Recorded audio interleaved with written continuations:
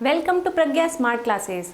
आज के इस वीडियो में हम देखने जा रहे हैं कि अम्ल और क्षार यह क्या होते हैं। अलग अलग जो साइंटिस्ट थे उन्होंने अपनी अपनी अलग परिभाषाएं दी और कैसे हम जानेंगे कि कोई केमिकल रखा है तो वो अम्लीय है या क्षारीय प्रवृत्ति का है। तो चलिए देखते हैं कि एसिड की हम बात करें। सबसे पहले अम्ल की अगर हम बात करें तो यह आपको जो दिख रहे हैं जो खट्टे फल होते हैं इनमें खटास होती है। अब यह जो खटास होती है यह क्यों होती है? बिकॉज ऑफ अम्ल। अम्ल की वजह से यह खटास होती है। ठीक है, जैसे आप देख सकते हो यहाँ साइट्रिक एसिड है। अगर हम बात करें विनेगर की, इमली की और टमाटर की, इनमें भी खटास होती है।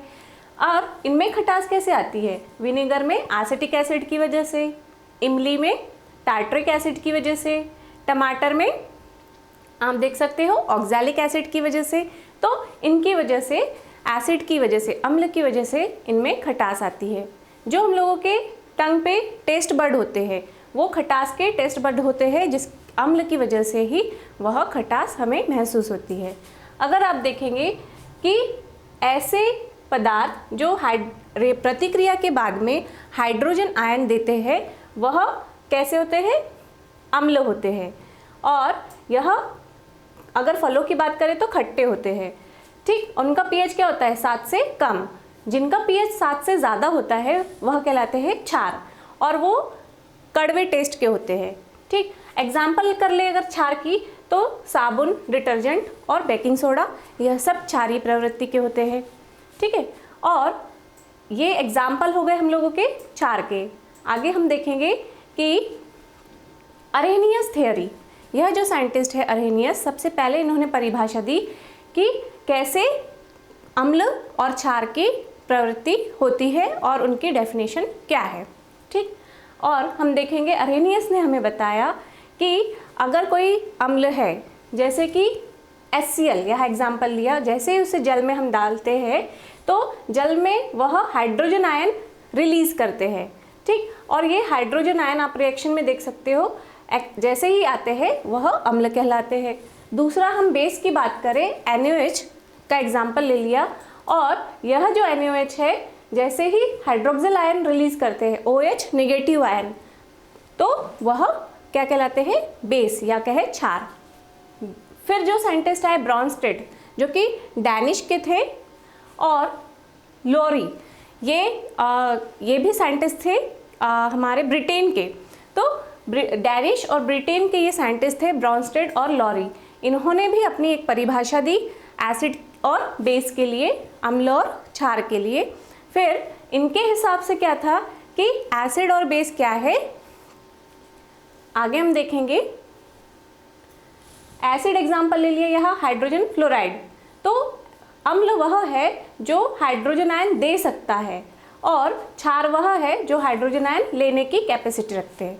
फिर साइंटिस्ट आए लेविस की थ्योरी जो थी, इन्होंने अपने हिसाब से परिभाषा एसिड और बेस की अलग रखी, क्योंकि इनके पहले जो साइंटिस्ट आए थे उन्होंने कुछ और बताया था, उनकी कुछ थ्योरी में कमी थी। इनके हिसाब से ये इलेक्ट्रॉन पेयर है, ये इलेक्ट्रॉन पेयर देने वाला एसिड हो गया और लेने वाला बेस। अब हम बात करेंगे identification of acid and base. Acid और बेस की हम पहचान कैसे करेंगे? सारे केमिकल्स को तो हम ऐसे टेस्ट करके नहीं पहचान सकते कि खट्टे हैं या कड़वे हैं, है ना। तो इसको हम कैसे पहचानेंगे कि कोई केमिकल में क्षारीय प्रवृत्ति है या अम्लीय प्रवृत्ति है? तो इसको देखने के लिए हमें टेस्ट लगाने पड़ते हैं। तो हम देखेंगे identification test of acid and bases. इसमें हम देखते हैं पीएच पेपर जो है, अगर हम एसिड में रखें, ये कौन सा ये लिटमस पेपर है। लिटमस पेपर ब्लू है जो रेड में हो जाता है, और अगर हम यही litmus paper, red litmus paper को बेस में रखते हैं तो वह ब्लू हो जाता है। ठीक, तो इस तरीके से हम पहचान कर सकते हैं। फिर अगली बात आती है इंडिकेटर्स की। तो इंडिकेटर किस लिए इस्तेमाल किए जाते हैं? इंडिकेटर वह केमिकल एजेंट है, वह केमिकल्स है जो हम लोगों को कोई प्रतिक्रिया को खुली आंखों से देखने के लिए सहायता करते हैं। ठीक, कोई अगर प्रतिक्रिया है वह संपूर्ण हुई है, उसमें कोई बदलाव आया है, यह हमें कैसे पता चलेगा? तो कई बार हम लोगों को खुली आंखों से वह चेंजेस दिखते हैं प्रतिक्रिया के बाद, लेकिन कई बार हमें नहीं पता चलता है क्योंकि वो बिल्कुल जल की तरह ही होते हैं और जल की तरह दिखाई देते हैं प्रतिक्रिया के बाद भी। तो हमें एक ऐसा केमिकल उसमें ऐड करना पड़ता है जो हमें यह बता सके कि एक उसमें बदलाव आया है, और वह बदलाव हो सकता है कलर के फॉर्म में भी हो। कलर का अगर चेंज हुआ है तो वह भी एक इंडिकेटर कहलाता है।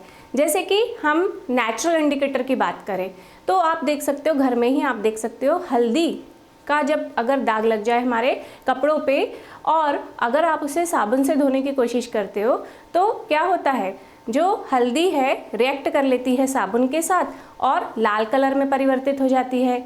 वह क्यों? क्योंकि हल्दी की रिएक्शन हो गई है क्षार के साथ में, जिसकी वजह से रेड कलर आया है। तो यह भी एक इंडिकेटर है कि हल्दी के साथ में जब भी क्षार मिलता है तो वह लाल कलर देता है। अगला इंडिकेटर हम देखेंगे फिनोफ्थलीन। आप देख सकते हो फिनोफ्थलीन को हम जब एसिड में डालते हैं तो कौन सा कलर मिलता है? फिनोफ्थलीन को जब हमने एसिड में डाला कोई कलर नहीं मिला, लेकिन बेस में देखिए पिंक कलर आया है। इसी तरीके से मिथाइल ऑरेंज है, जब यह एसिड में गया तो हमें किस कलर का मिला है? यह हमें पिंक कलर का मिलता है। लेकिन जब हम इसको बेस में डालते हैं क्षार में तो हमें थोड़ा येलोइश ग्रीन कलर मिलता है। फिर साइंटिस्ट आए सोरेनसन। सोरेनसन साइंटिस्ट जो आए, इन्होंने हमें बताया कि एक रेंज है, उस रेंज में हम पीएच को माप सकते हैं, जिससे हमें पता चलता है कि एग्जैक्ट जो एसिडिक या बेसिक प्रवृत्ति क्या हो सकती है, अम्लीय और क्षारीय प्रवृत्ति कैसे होती है। तो एक रेंज है 0 to 14। 0 to 14 की जो रेंज है इसमें हमें अलग अलग कलर की यह पट्टियाँ दिख रही है। ठीक, अब यह जो अलग अलग कलर की पट्टियाँ है इसमें आप देख सकते हो यह पीएच पेपर है, ठीक, और यह पीएच स्केल है। ठीक, अब यह पीएच पेपर की मदद से हम क्या कर सकते हैं, यह पीएच स्केल में हमारी अम्लीय या क्षारीय प्रवृत्ति या न्यूट्रल, जो दोनों भी नहीं रहती है, बीच की रहती है, वह न्यूट्रल कहलाती है। तो कौन सी प्रवृत्ति का वह केमिकल है यह हम पहचान सकते हैं। ठीक है, देखेंगे फिर हम लोग कि किस तरीके से पीएच पेपर की मदद से और यह पीएच स्केल की मदद से हम कर सकते हैं अम्लीय और क्षारीय की गुणवत्ता। ये एक जो रेंज में देख रहे हैं हम, इसमें अलग अलग कलर्स दिख रहे हैं। बीच का होता है 7। ठीक, इस तरफ आप देखोगे ब्लू कलर है, इस तरफ रेड कलर है और बीच में आपको थोड़ा सा येलोइश ग्रीन कलर दिख रहा है। ठीक, इतन 7 से अगर 0 तक के तरफ जाओगे तो एसिडिक मिलेगा, अम्लीय प्रवृत्ति, और 7 से 14 की तरफ जाओगे तो आपको क्षारीय प्रवृत्ति की रेंज मिलेगी। ठीक, अब इनके जो कलर है इससे हम डिसाइड कर सकते हैं कि जो हम लोगों का केमिकल है वह कैसा होगा। आपको क्या करना होगा, अपना जो भी केमिकल है उसका सॉल्यूशन बनाना होगा, और जो हमने अभी पीएच पेपर देखा था वह पीएच पेपर लेना होगा। उस सॉल्यूशन का एक ड्रॉप हम क्या करेंगे, अपने पीएच पेपर पे डालेंगे। ठीक, जैसे ही हमारा पीएच पेपर कोई कलर चेंज दिखाता है तो वह जो है हम अपने इस पीएच स्केल पे रख कर देखेंगे, जो भी कलर आएगा उसके साथ मैच करेंगे। मान लो वह रेड कलर आता है, इट मीन्स कि जो हम लोगों का सॉल्यूशन है वह कैसा है, अम्लीय। अगर वह ब्लू कलर आता है पीएच पेपर का तो इसका मतलब होता है वह क्षारीय प्रवृत्ति का है। लेकिन अगर उसमें कोई बदलाव नहीं आता है, पीएच पेपर येलो कलर का रहता है, तो आपको वह न्यूट्रल मिलेगा।